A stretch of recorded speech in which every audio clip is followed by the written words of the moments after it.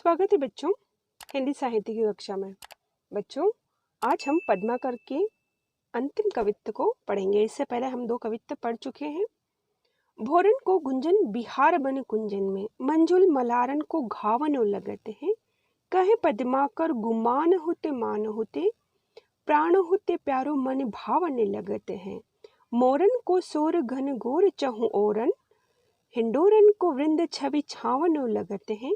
नेह सर सावन में मेह बर सावन में जुलीबो सुहावनो लगत है। व्याख्या करने से पहले इसके शब्दार्थ।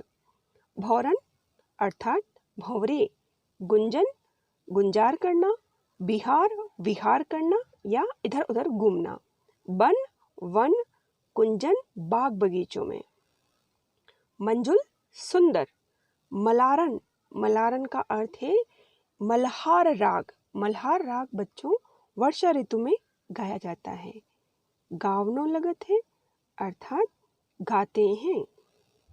गुआनहु अर्थात रूठना, मानहु अर्थात मनाना, प्राणहु ते प्राणों से प्यारो प्यारा, मन भावन मन को भाने वाला अर्थात प्रियतम।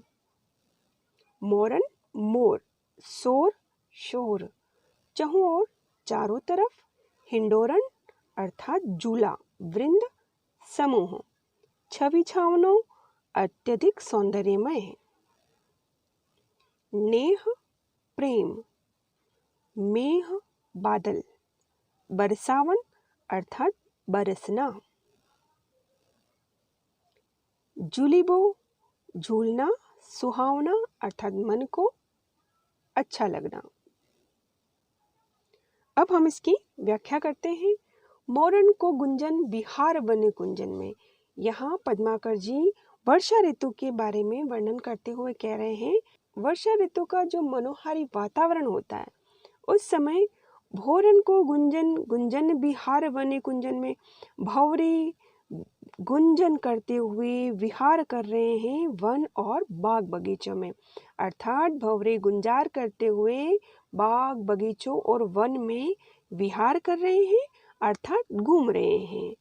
मंजुल मल्लारन को घावनो लगत है, और जब भंवरे गुंजार करते हुए बाग बगीचे में घूम रहे हैं तो ऐसा लग रहा है कि वह मंजुल, वह बहुत ही सुंदर मलारन राग को गा रहे हैं, अर्थात वे बहुत ही सुंदर मल्हार राग को गा रहे हैं। मल्हार राग वर्षा ऋतु में गाया जाता है और भंवरे का गुंजार ऐसा प्रतीत हो रहा है कि भंवरे वर्षा ऋतु में मल्हार राग को गा रहे हैं। काहे पद्माकर गुमान होते मान होते, पद्माकर जी कहते हैं कि ये समय इतना आकर्षक होता है, ये समय अपने मन को इतना प्रभावित करता है कि गुमान होते, जो कि रूठ जाए, हमसे गुस्सा हो जाए, उन्हें भी हम मानहु मना लेते हैं। प्राण होते प्यारो मन भावन लगत है, और जो ये मन भावन है, जो प्रीतम है, वह हमको इस ऋतु में प्राण होते प्राणों से भी प्यारा लगता है, अर्थात जो प्रीतम है वह हमें प्राणों से भी प्यारा है। और उसका इस समय वर्षा ऋतु के समय में उसका रूठना भी हमको आकर्षक लगता है, उसका रूठना भी हमारे मन को अच्छा लगता है। उसका रूठ जाना और हमारा मनाना, ये दोनों ही क्रियाएं हमको बहुत ही अच्छी लगती हैं। मोरन को सोर घनघोर चहुं, और वर्षा ऋतु के इस समय में जो मोर होते हैं उनकी जो आवाजें होती हैं वो चारों ही दिशाओं में घनघोर रूप से उनका शोर सुनाई देता है। हिंडोरन को वृंद छवि छावनो लगत है, और सावन के महीने में चारों तरफ हिंडोरन के वृंद अर्थात जूलों के समूह होते हैं। वो जो जूलों के समूह हैं वह छवि छावनो लगता है, अर्थात अत्यधिक आकर्षक लगते हैं और अत्यधिक प्रभावित करते हैं। नेह सर सावन में मेह बरसावन में, अब जब वर्षा ऋतु में मेह बरसते हैं, बादल बरसते हैं, तो चारों तरफ प्रेम बरसता है। प्रकृति में भी भंवरे मोर सभी आनंद से प्रसन्न हो जाते हैं, और प्रीतम अपनी प्रेमिका को देखकर, प्रेमिका अपने प्रीतम को देखकर प्रसन्न हो जाती है। समय में जो नायक होता है वो नायिका की तरफ उसका भी प्रेम आकर्षण बढ़ जाता है।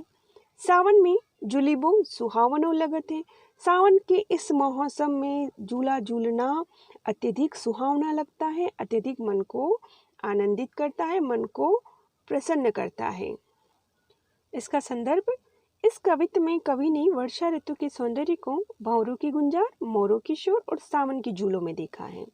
मेघ के बरसने में प्रेम बरसता है। इस मौसम में प्रीतम का रूठना भी हृदय में प्रेम जगाता है। इसका विशेष, भाषा सहज सरल भाव के अनुकूल है। ब्रज भाषा का प्रयोग किया गया है। वर्षा ऋतु का बड़ा ही सुंदर चित्रण है। श्रृंगार रस का वर्णन है और माधुर्य गुण का वर्णन है।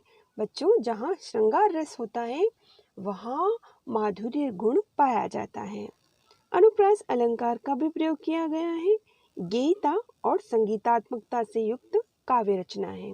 कवित्त छंद का प्रयोग किया गया है। अब इसके प्रश्नोत्तर देखते हैं। पहले पद में कवि ने किस ऋतु का वर्णन किया है? इसका उत्तर है, पहले पद में कवि ने बसंत ऋतु का वर्णन किया है। प्रश्न नंबर 2, इस ऋतु में प्रकृति में क्या परिवर्तन होते हैं? इस ऋतु में प्रकृति में निम्न परिवर्तन होते हैं। बगीचे में भंवरों का समूह बढ़ जाता है। बसंत ऋतु में बगीचों में विभिन्न फूल भी खिलने लग जाते हैं और नव युवक युवतियां भी इसके रंग में रंग जाते हैं। आम के वृक्षों पर बोर लग जाते हैं, मंजरियां आ जाती हैं, पक्षी के समूह शोर मचाने लगते हैं और बसंत के आगमन से राग, रस, रीति, रंग इत्यादि में बदलाव आ जाता है। प्रश्न नंबर 3 है, और शब्द की बार बार आवृत्ति से अर्थ में क्या विशिष्टता उत्पन्न हुई है? इसका उत्तर हम लिखेंगे, पद्माकर ने अपने कवित्त में ओरे शब्द की आवृत्ति की है। इसकी बार बार आवृत्ति ने उनके कवित्त में विशिष्टता के गुण का समावेश किया है। इसके अर्थ से वसंत ऋतु के सौंदर्य को और अधिक प्रभावी रूप से व्यक्त किया जा सकता है। प्रकृति तथा लोगों में वसंत ऋतु के आने पर मन में जो चमत्कारी बदलाव हुआ है, इस शब्द के माध्यम से उसे दिखाने में कवि सफल हो पाते हैं। इस शब्द से पता चलता है कि अभी जो प्राकृतिक सुंदरता थी उसमें और भी वृद्धि हुई है। भंवरों के समूह का बाग में बढ़ जाना, उनके द्वारा निकाली गई ध्वनि में व्याप्त नयापन आना वसंत के आने का संदेश देता है। यह शब्द हर बार पद के सौंदर्य को बढ़ाता है। प्रश्न नंबर 4, पद्माकर के काव्य में अनुप्रास की योजना अनूठी बन पड़ी है। उक्त कथन को प्रथम पद के आधार पर स्पष्ट कीजिए।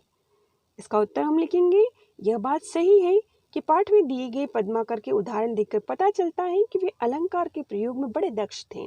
उन्होंने स्थान स्थान पर अनुप्रास का ऐसा प्रयोग किया है कि उनकी योजना अनूठी बन गई है। इसके उदाहरण हैं जैसे भीर और भोर, यहाँ भ और र वर्ण की आवृत्ति है, अतः अनुप्रास अलंकार है।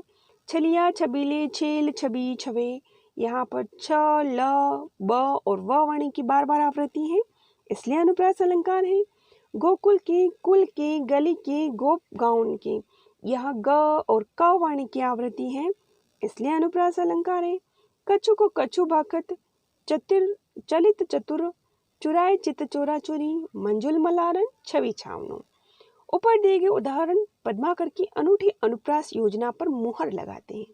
कवि ने इस प्रकार के प्रयोग करके रचना में 4 चांद लगा दिए हैं। प्रश्न नंबर 5, होली के अवसर पर सारा गोकुल गांव किस प्रकार रंगों के सागर में डूब जाता है? पद के आधार पर लिखिए।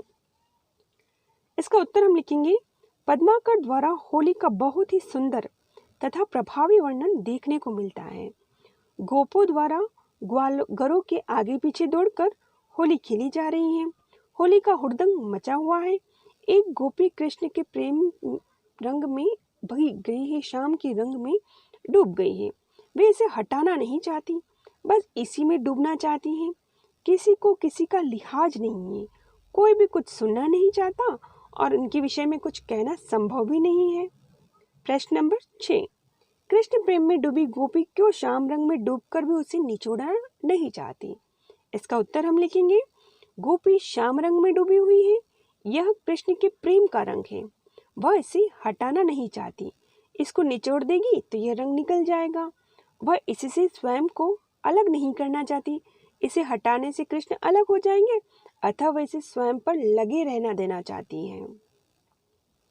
प्रश्न नंबर 7, पद्माकर ने किस तरह भाषा शिल्प से भाव सौंदर्य को और अधिक बढ़ाया है, उदाहरण सहित लिखिए।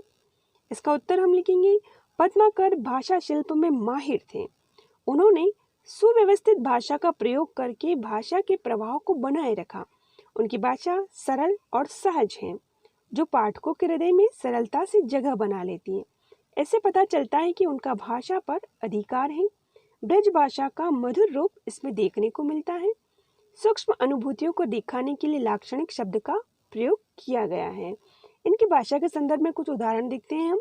ओरे भांति कुंजन में गुंजरत भीर भोर, और डोरे झोरन पे बोरन के द्वी गए, और शब्द में पुनरुक्ति प्रकाश चमत्कार उत्पन्न देती है। अनुप्रास अलंकार के प्रयोग के ध्वनि चित्र बने हैं, वह अद्भुत है। उदाहरण के लिए हम कुछ अनुप्रास अलंकार के उदाहरण देखते हैं। छलिया छबीले छेल, और छवि छवे गए, गोकुल के कुल के गली के गोप गाउन के। ऊपर की पंक्तियों में छ, क और ग वर्ण के प्रयोग ने रचना को प्रभावशाली बना दिया। यही कारण है कि उनकी रचना में चित्रात्मकता का भी समावेश सहज ही हो जाता है। इस प्रकार से भाषा शिल्प के कारण उनका भाव सौंदर्य सजीव हो गया। ऐसा लगता है कि भाव रचना से निकलकर जीवित हो गए हों। प्रश्न नंबर 8, तीसरे पद में कवि ने सावन ऋतु की किन किन विशेषताओं की ओर ध्यान आकर्षित किया है? इसका उत्तर हम लिखेंगे, इसकी विशेषताएं इस प्रकार हैं। सावन ऋतु की विशेषताएं कैसी है? बगीचे में भंवरों का स्वर फैल गया है, और उसका गुंजार ऐसा प्रतीत हो रहा है जैसे मल्हार राग गाया जा रहा हो। इस ऋतु के प्रभाव से अपना जो प्रीतम है वो प्राणों से भी अधिक प्यारा लगता है, अर्थात उसका रूठना, मनाना, ये सभी क्रियाएं हृदय में प्रेम के भाव को जगाती हैं। मोर की ध्वनि हिंडोलों की छवि सी लगती है। यह प्रेम की ऋतु है। झूले झूलने के लिए सर्वोत्तम ऋतु है। प्रश्न नंबर 9, गुमान होती मान हो में क्या भाव सौंदर्य छिपा है? इसमें यह भाव सौंदर्य है कि वर्षा ऋतु में प्रेम में प्रेमी का रूठना भी अच्छा लगता है। भाव यह है कि प्रायः जब प्रीतम रूठ जाता है तो मनुष्य अहंकारवश मनाता नहीं, लेकिन वर्षा ऋतु में यदि प्रेमी नाराज हो जाए तो उसे मनाना अच्छा लगता है। आशा है कि आपको पद्माकर के तीनों ही पद की व्याख्या समझ में आई होगी। आज जो व्याख्या और प्रश्नोत्तर भेजे हैं, आप सब उनको पढ़ें और व्याख्या को समझने का प्रयास करें। अगली कक्षा में हम शीघ्र ही मिलेंगे।